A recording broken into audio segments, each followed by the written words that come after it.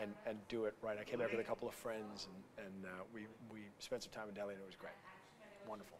A wonderful place. But like Ella, I want more time. Right. Okay. Okay. So we'll just jump into this because my time's settled. You know, I watched I watched the series. I watched the first 2 episodes, and I really loved it. I'm not saying that because I'm speaking to you, but I am quite a fan of the post-apocalyptic kind of, you know, that genre, and to kind of, you know, do something different with it is always a challenge, I know. Jonathan, I wanted to ask you that what was the key in kind of, you know, taking something so epic, so larger than life, and yet kind of, you know, make it intimate and retain the human element, which your show does? Thank you. Great collaborators, first and foremost with Geneva and Graham, our showrunners and writers, and then our incredibly talented cast. And I think one of the things that was so striking to me about the games is that they have that feeling of these massive worlds that you can explore, huge vistas of these ruins of civilization, but as you explore them, you can pick up and examine every artifact in that world. You can read every book you find. And so we wanted to bring that feeling for the audience coming to it, maybe had never played the games before, never experienced it before, that collision of the vast and the intimate. Okay.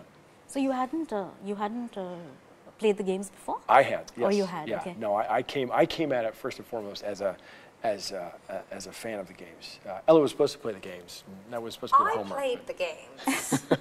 I played the games, but I wasn't very good at the games. So I spent a lot more time watching other people play the games. Okay.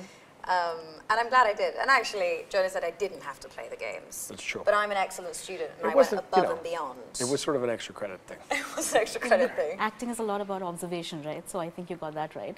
Yeah, I think it made it actually more enjoyable. I mean, I would have had fun either way, but being able to walk on set and truly feel the weight of that moment, looking around and seeing the vault replicated so truthfully, so faithfully to the game, you know, putting on the vault suit and realizing like what a big deal that was, it just makes it more fun.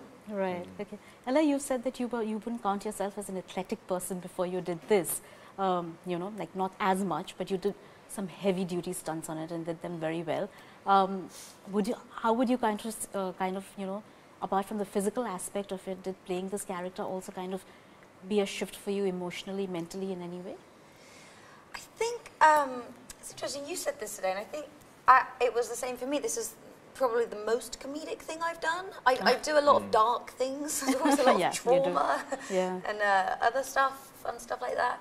This was, you know, yes, it's about the end of the world, but it's light and it's a great balance between comedy and you know, some slightly depressing themes. And I just really loved the character. She starts in a good place, and then she goes onto the wasteland, and you know, things happen. Right. Okay. They do. Me being very cryptic. They do indeed. They do indeed. That is. Right. Also, Jonathan, you thought of you know of doing this before COVID, right? I mean, yes. This was an idea that came to you many years before. How did you know kind of doing this after the pandemic? Did it kind of alter, which was obviously post-apocalyptic or apocalyptic for us in many ways. We almost reached the end of the world, yes. And then just kind of hung back and came back. But did that kind of alter your perspective in any way? Very much. I think as we went through it, I remember when the pandemic first started, I thought, oh, well, this is interesting relevance, I guess, for the game. And then as the world continued to kind of fall apart, I would like it to be a little less relevant now. The sort of renewed nuclear threat, all these sorts of things. It's like, no, that's okay. We can go back to the way the world was before. I think one of the things that was very helpful about it, one of the themes of the game and some of the social criticism from the game is this idea of the people who were lucky enough to sit out the apocalypse in a luxury underground vault and everyone else. And I think one of the things in America, but I think in India and other countries around the world, was this painful lesson about in America we call them the essential or inessential people, the people who got to sit home and the people who had to continue working. And I think that, along with so many other distinctions in our society and divisions in our society, really painfully clear during the pandemic. There's also an essence, I mean, obviously a terrible and horrific thing for many people, but past a certain point, it almost reached a point of parity, of all of us going through these things together, of all of us stuck at home, all of the different conversations about what happened and the way that culture kind of absorbed it. I think for all of us to live through something that unprecedented reminded us that and I was a talk with the amazing Stuart Brand a few months ago where he said, you know, the world ends all the time, and it's about rebuilding it. Correct. So I think for us with Fallout, though it is about the end of the world, there's an odd thread of optimism through it. Ella, did that kind of also change your perspective and your way of playing this character? Like doing it in a post-COVID world? I wasn't really thinking about that, I think. At least not at the beginning. For me, the hardest part of starting any project is the beginning, is you know, the first scene, the first 10 scenes. Everything that happens from there, it's fresh, especially in TV where, you know, you don't have that much time to prepare the scripts. Everything happens quite quickly. It feels fresh. It feels like, well, I am this character now, so I would react how I would react. But at the beginning, I was definitely focusing on the inner hidden traits that she had that caused her to even want to leave the vault in the first place. Right? She's brave. She's smart. She's strong. She's athletic. But also, like, truly what exists inside her. Like, she truly, honestly, fundamentally believes in the golden rule. She fundamentally believes in doing the right thing. And, you know, that results in a lot of privilege and naivety, the downside of innocence. So, yeah, that's kind of the place I was starting. I wasn't thinking too politically then. Right, okay. Jonathan, what do you think it is about, you know, video game adaptations? And there have been quite a few that have happened over the last decade or so. Most of them have kind of worked, and, you know, what is it about this adaptation, this shift that happens that really works with the audience? Works or doesn't work, and hopefully the latter for us. I think it's funny, when we first had the conversation with Todd Howard about adapting these games, there were very few adaptations you could point to that it really worked. I think in the early days, filmmakers got stuck on grammar. They got stuck on the idea that they'd have to shoot it in the first person because that's how games look. Rather than, I think for us, just looking past the format, the medium, and looking at storytelling and saying, what about these stories surprised you? What about these stories says something fresh about the world around us? And for me with Fallout, had never experienced anything quite like the tone and the political satire of those games.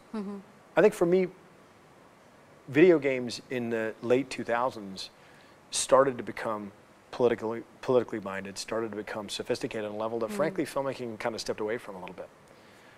But I think in terms of why there's a rich vein of storytelling here, the way filmmaking works, it's an expensive, difficult endeavor. If the audience already has an emotional relationship with the material, it's always helpful. But I think I like to say to people, you know, I've sort of, this is my second rodeo in terms of watching a whole vast trove of intellectual property make its way onto screens. I was there, not at the beginning of the video game, of the comic book movie moment, but certainly at the beginning of the moment in which it took over everything. And I would say, when we were initially talking about these sorts of adaptations, to say, how many people do you know who go to a comic book store regularly versus how many people do you know who play video games? The audience for these games is enormous, and the emotional relationship that the audience has with these stories is pretty vast as well. And I just think good storytelling is good storytelling. There's been an awful lot of it in video games. So we were excited to bring one of these brilliant video games to life on the screen. Right. Also, you know, besides Fallout, I'm not allowing you to name that, what is that one work that you admire of his, and what is that one work of hers that you really like and kind of, you know, feel showcases her craft? Actually, the first thing that I knew of yours before I looked you up on IMDb, it was Westworld. I loved Westworld, and I actually rewatched the pilot when we were doing, before we started Fallout as prep. It's ridiculous what actors think is work, but, you know. And it holds up. It is so good. Yeah, it is so good. Thank you. No, we had a lot of fun with that. And I had seen Ella in several things, but I think very memorably for me in Yellow Jackets, which I thought was just an incredible performance on her part, and spoke a little bit to that fish out of water experience of here you are in you know, living your life, and all of a sudden you're transported to a very different moment, very different environment. I just thought in a show with a terrific cast, to me, Ella was, you know, a real standout. Right.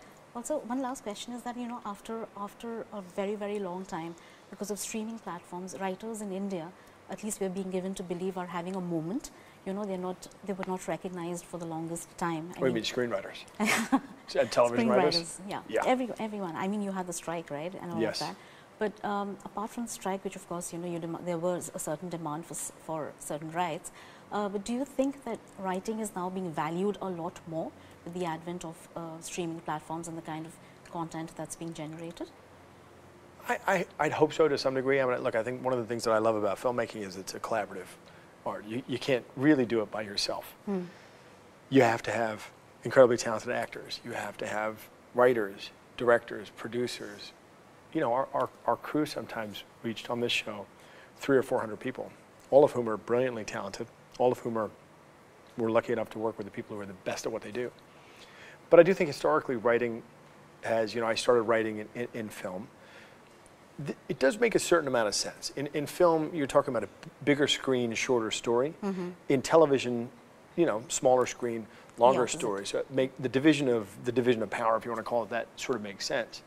I just think that what's been exciting, whether you're talking about video games or film or television, is the ability for writers to tell provocative, exciting stories. I think that was one of the most exciting things of the advent of streaming, was you had that opportunity to tell stories without compromise. I think for us, you know, with the support of Prime, we've been able to tell our version of Fallout in a way that feels very uncompromised and provocative, funny, dark, all these different flavors, just like the games. So it's really an extraordinary moment to be making film or television. Right. Okay. But have you guys watched anything out of India that you've liked?